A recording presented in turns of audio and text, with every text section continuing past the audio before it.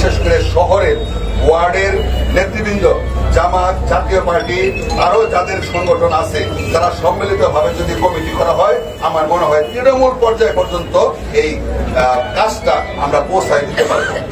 এবং তৃণমূলের যে গ্যাপটা, এটা আসলে আমাদের ব্যক্তি পর্যায়ে আমি বা আমার সাধারণ সম্পাদক, জামাতে ইসলামের আমির বা সাধারণ সম্পাদক, তাদের একার পক্ষে সম্ভব না।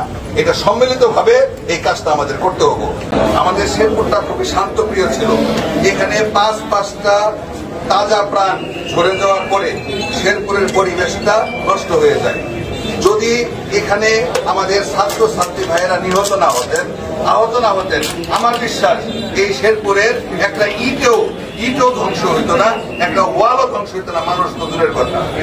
এখানে সমস্ত দায়বদ্ধতা প্রশাসনের সঙ্গে সম্মিলিতভাবে, এটা বলার অপেক্ষা রাখে না। আওয়ামী লীগের নেতৃবৃন্দ সরাসরি গুলি করে বিএনপি, জামাত আমরা চেষ্টা করেছি, কিন্তু এই চূড়ান্ত দ্বার প্রান্তে নিয়ে এসেছি, কিন্তু বারবার এই স্বৈরাচারী সরকারের কারণে আমরা সফল দিতে পারিনি।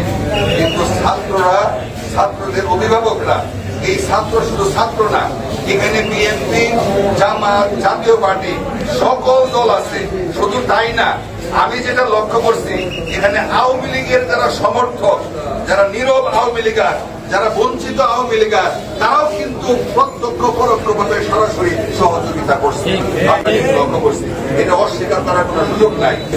আমরা এই মুহূর্তে একটা স্বাধীন বাংলাদেশ পাইছি।